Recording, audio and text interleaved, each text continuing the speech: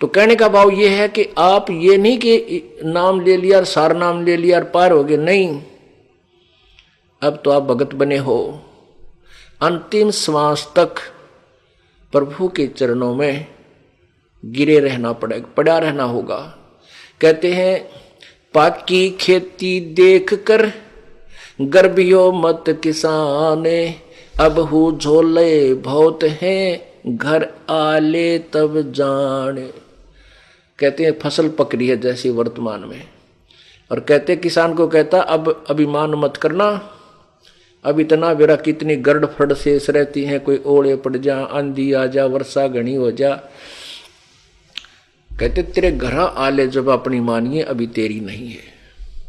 ऐसे ही कहते तूने सोचा मैंने सार नाम मिल गया, मैं भक्ति कर रहा हूं, कहते अभिमान मत कर लेना, अभी तक काल के बहुत ज्यादा जोके शेष हैं, सतलोक पहुंच ले जब पीछा छूटा मानिए, ये तब तक मालिक के चरणों में पड़ा गिरा ही रहना। द्वार धनी के पड़ा रहे धक्के धनी के खावे, 100 काल जकजोल ही पर द्वार छोड़ ना जावे।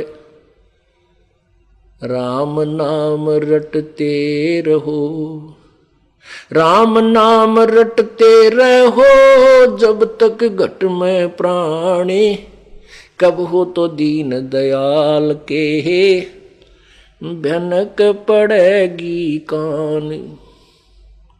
के अंतिम श्वास तक नाम जपता रहे और कदे तो दीन दयाल के भनक पड़ेगी कान। और जब वो प्रसन्न होगा 1 सेकंड में आपको सतलोक बैठा देगा, 1 सेकंड के अंदर ऊपर पाओगे तुम, काल में पता भी ना चले कौन से रास्ते गया। ये उनके लिए व्यवस्था होगी जो अंतिम श्वास तक परमेश्वर की शरण में इस दास के माध्यम से लगे रहेंगे। गीता जी अध्याय नंबर 8 के श्लोक 13 में स्पष्ट किया है कि ओम इति एक अक्षरम, ओम इति एक अक्षरम माम व्यवहारन ब्रह्म अनुसमरण, माम ब्रह्म मुझ ब्रह्म का तो ये एक ओम मंत्र है, केवल ये एक ओम अक्षर है।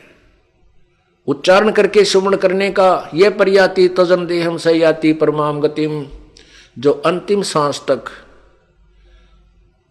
प्राण त्यागने तक इसका सिमरण करता है वो परम गति को प्राप्त होता है। काल कहता है वो मेरे वाली परम गति को प्राप्त होता है।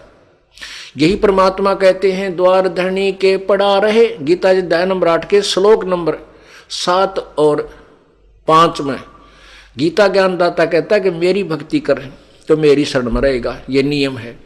फिर ये नियम है कि उस भगवान की भक्ति करेगा, परम दिव्य पुरुष परमेश्वर की, उस पूर्ण ब्रह्म की तत्वदर्शी संत से लेकर के, तो उसकी शरण में उस भक्ति के कारण ही वहां जाएगा, उस भक्ति बल से वहां जाएगा, यानी उस परमात्मा उस कमाई के कारण ही तो सतलोक उसके पास जाएगा।